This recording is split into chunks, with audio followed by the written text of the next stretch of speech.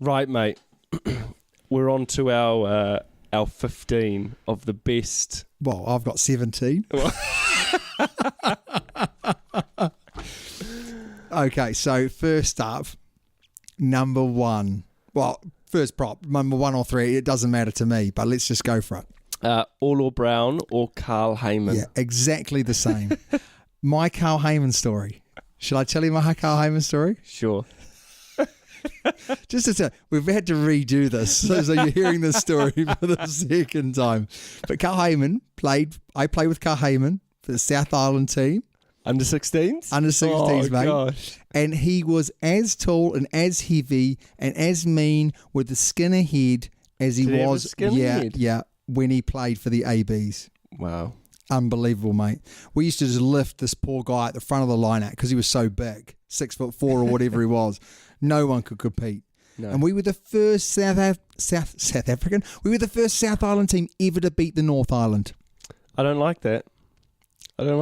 That's right. I'm from the North Island, so that's my Carl Heyman. Shut your cake on. Did you say Olo Brown as well? Yes. You could eat a meal off his back in the scrums. He had the flattest back of any prop I've ever met. Those are the days of when scrummaging was at top class. They didn't try and go down. They just kept it steady as. Number 2. I've gone Sean Fitzpatrick and Dane Coles. I absolutely agree. Sean Fitzpatrick, right up there as the best captain, had less to work with than maybe Richie McCaw at the time. True. Wow. Well, yeah, very. Wow. Wasn't as dominant as a team. No. And still won the World Cup. And arguably should have won another one under his... Yeah, true. In the old... Well, let's not go there with the old food poisoning. No. And Dane Coles. Yes. Dane Coles. Fantastic. So mobile. Modern player. Yeah. Very interesting that from memory, Sean Fitzpatrick actually was his kind of mentor. Oh, really? And said to him, it's not about being the All Black too, it's about being the world's best hooker. Yeah. And within 12 months, he was the world's best hooker. It's good. Number 3, mate. Tony Woodcock. Tony Woodcock. What a man. God, hey, how many games did he play for the All Blacks? Too many to count. Now, Joe Moody's up there, aren't they? People say that Joe Moody's going to be the new Tony Woodcock. Right, okay. Well, he's not at the Tony Woodcock at the moment, is he? And he's also far more injury prone, which Tony Woodcock literally just played. He just played forever. He's the Rolls Royce, wasn't he? He scored the try in the 2000. Oh, it was a lovely try, wasn't it? The old I thought we were going to run away with it. Yeah. But then we didn't. It was a great off-the-park, training park try, wasn't it? Now, from doing the segment twice now, I do know that you have something different than me at 4. Yes. You've gone for Brodie Retallick. And I have taught common sense. In any good team, you need an enforcer, and that enforcer has to be Brad Thorne. Do you not think Brodie is an enforcer? Well, Brodie's at 5 for me, so I've got him in my team, and he is an enforcer. But Brad Thorne, I've got a good Brad Thorne story as well. I once bunted Brad Thorne off, right? Bunted him off, yeah. I was so pleased with myself that I didn't realise that Scott Robinson had his hands on the ball and he just stole it from me like candy from a baby.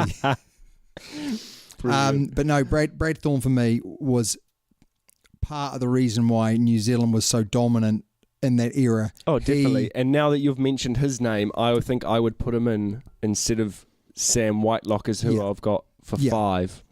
Absolutely agree. I've given you common sense there. At number 6, who have you gone for? Michael Jones. Interesting. I've not gone for Michael Jones at 6. Okay. I've put Michael Jones at 7. Right, okay. And I've put Richie McCaw at 6. Stupid. Well, Richie McCaw has played at 6 numerous times for the ABs. Still stupid.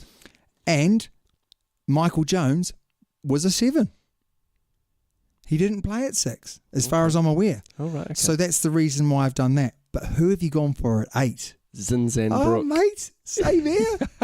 Well, this is great. You could argue the point with Kieran Reid. No, but I think Zinzan Brooke is just... I think with Kieran Reid... Buck Shelford.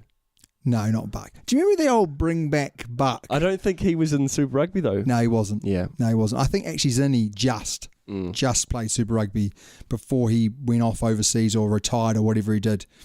He was a class player. Do you remember that drop goal that he did from 40 metres out? Nope. Oh, yeah, I do. I do, for the All Blacks. Yeah, for the All Blacks. Did you know at that time he thought that was his last game for the All Blacks? But he actually stayed on. I think it was when Super Rugby came in. If Super Rugby hadn't come in, he was going to go overseas and play. Right, okay. But he stayed instead. And Michael Jones, Zinzan Brooke, for me, were unbelievable players. Yeah. And, you know, when we talk about Super Rugby players, they were just right up there, weren't they? Yeah. Unstoppable. Number 9. I reckon we're going to be the same for most of this, apart from Brad Thorne so far. I've gone Aaron Smith. So have I. I've actually written down Ben Smith, but it was supposed to be Aaron. Now, interestingly enough, Justin Marshall was a great player, but just not the passer. No. Aaron Good Smith, running game. Great running game, and smart. Yes. And, you know, organised well. Me oh my, he was good. Boomfa. But Aaron Smith, for me, Smith, easy. Yeah. Number 10. Andrew Mertens. Wow. I understand why. No, it was a joke. Dan Carter, yeah. I could see why Andrew. Wow. I'm a massive Andrew Mertens fan. Big fan. I grew up with him playing in rugby, and he's got a great story. He was always second. He was, to a guy, Lowry, right? Who all the way through his Canterbury, all the way through New Zealand younger, he was second, and then he got his chance playing for the Crusaders because I think not Rob Lowry, but his brother sort of just was injured or something, and he just took his chance, and it went from strength to strength. I was going to say he didn't look back from there, did he? Should we do the wings separately? Should we go straight to inside centre? Ma'anonu. Yeah, Ma'anonu as well. Yeah. Yeah, easy choice for me. Yes. Oh. Hence definitely. why maybe we want him back in the ABs now. Yes. Yeah. 13. This is where we would... Because you know who I've gone for, because last week I mentioned who I was going to go for at 13. I've gone Conrad Smith. I can see why. Yeah. You're young. Houses. You're young. You're naive.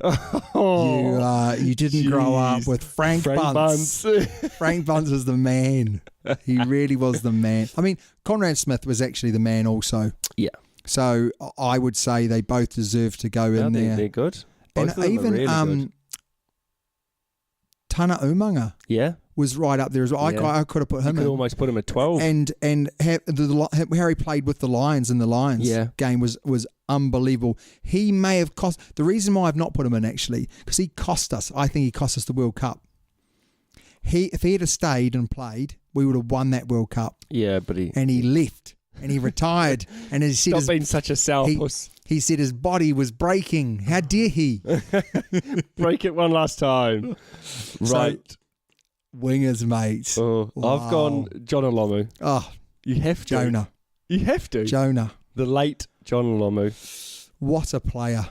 He got a lot of stick, didn't he? He got a lot of changed stick. The modern game. Oh, yeah. Yeah, he was actually superstar, wasn't he? Oh, he was probably the first rugby superstar. And he deserved it. What he did for the All Blacks, I think, a lot. And if he hadn't been for his ill health, he would have easily been top try scorer. Oh. I don't think people would have actually even touched the records that he would have set. No. He was amazing. And there's so many good YouTube tributes for anyone out there who hasn't seen him play. Gosh. That they actually do him justice. Yeah. They do him justice. Up next, though, who have you gone for on the other wing? I've gone for Jeff Wilson. You have not. You have gone for Jeff Wilson? You've actually gone for Jeff Wilson? Yeah. No, you haven't. Yeah, I have. You've not gone for Rico? Well, I've got him as well, but the thing, Rico, he is good, but he hasn't played enough yet. I did think about that when I was putting him down as well. But I just think he is. He's a game changer. He's a game changer. And he's young and he's got a lot of it. But I don't think that should hold him back. No. Jeff Wilson was quality. And he has played for New Zealand for cricket, basketball and rugby. Yeah. And I love that. Not the best record, but I think that he, in matches, he often set up players outside him. He was more of an assister, wasn't he? He was, yeah. 15. Oh, don't get me started on 15 because this is the first name down. I've put down 2. You can't put down 2. Just listen. So I've put down Ben Smith. Are you listening to me? Just because he's a good player. He also changes the game. But Christian Cullen, 100%. Like you just said, it'd be the first one to write down on your team sheet. Absolutely amazing, eh? Amazing player. God. Hong Kong Sevens, 100 metres try, just gliding. And that's when he just changed the world of rugby. And actually before he was tiny. Well, he was small he was small. To everyone else on the pitch. And Glenn Osborne was the fullback. Wait for this, right? Glenn Osborne went to the World Cup at fullback for the ABs. Won player of the competition. Yeah. Next year gets biffed off for Christian Cullen. That's how good Christian Cullen was, that he got the world's best fullback in the World Cup and just said, thanks for coming, mate. Here's your P45. See you later. Or P60. Not quite sure which one it is. But you've had enough and you're off. Yeah. And that's just how good he was. How do you feel if this team was put against any of the other teams that we've done? How would they manage? Smother. There's some, but there's also quality in every other team. There is quality, but you look at that and say world class, best player in his position, and so on and so forth. So I mean, you go Lomu, well, best player. Yeah. Cullen, best player. Daniel Carter, best player. Aaron Smith, best player. Carl Heyman. Carl Heyman has made loads and loads of money past retirement. Yeah. And he could probably still go and make money now. Yeah. Because he's just so good. Sean Fitzpatrick, best hooker by a country mile. Yeah. So, yeah, some of the other teams, like we've kind of maybe tried to manufacture some players. Not on this one. This was really, really tough, wasn't it? Yeah. Really tough. Yeah. Anyway, that is our All Blacks team. Yeah. And going through, last thing to mention, mate, is going through where everyone is standing at the moment. The Brumbies, how are the Brumbies on top? 29 points they lead the Rebels by. No idea how they've been inconsistent at the start of the season, but they've got there. The Crusaders, although I worry, they are ahead, and the gap is narrowing. The Hurricanes are only 9 points away now. And then the Bulls are on the top with the Jaguares. Yeah. Points difference, aren't they? Yeah, and I just think, as I mentioned before, the South African teams are on the rise. Arguably, looking at this, one or two of the Australian teams are now on the rise. The Reds have started to play well. The Waratahs have been consistently playing well, but maybe not getting the results. Maybe the Rebels have dipped. Brumbies are up. But you look at those New Zealand teams and you're saying Hurricanes looking shaky, Highlanders looking shaky, Chiefs looking shaky, Blues have been inconsistent. Well, to be fair, the Hurricanes have just had their first loss in 5 games. But they've looked shaky. They almost lost. They almost lost to Sunwolves. It's not. No, win's not a win, mate. Win's not a win. Win's not a win. Win's not a win. Win's a win. Win is a win. Thank you. Thanks for agreeing. When it's the quarterfinals, the semi-final, or the final, mate. But it matters how you play up until that point. Building momentum, confidence, trust in each other. Well, we'll see. But anyway, that is the end of the podcast. Yeah, that's it. For another week. It's been an absolute pleasure. How do they get a hold of us, Damo? We haven't plugged ourselves, Toby. Nah, this is our time, though. This is it. So we are kind of on YouTube, although the camera recently has just run out of memory. We've just heard that little bleep that no one likes to hear. You can go to us on YouTube. Just type in Super Rugby Podcast. Yeah. We're there. We put some clips on our Twitter account, which is Super Rugby Pod. Yeah. And Gmail. Gmail is the Super Rugby Podcast @gmail.com. We've even got a Facebook site that we never use, so don't go there. No, we're probably going to delete. Yeah. So if you want to get some questions answered by us, then please send them through to either the email address or straight on Twitter, which is a fantastic platform. And we will be putting on... We'll put on a couple of polls, eh? We'll put on a couple of polls. Yeah. And definitely do the Joubert. And maybe we might ask you for your... I was going to say, maybe we could do out of Carl Heyman and Olo Brown, Sean Fitzpatrick's or Dane Coles, and maybe whether you go Jeff Wilson and Rico Ioane. Or Conrad Smith. Or Conrad Smith or Frank Bunce. Yeah, I think Conrad Smith would win. Maybe I'm reminiscing too much. We'll see. We'll find out. So we'll put that on and we'll let the public answer. Yeah, cool. But it's been a pleasure. Signing out again.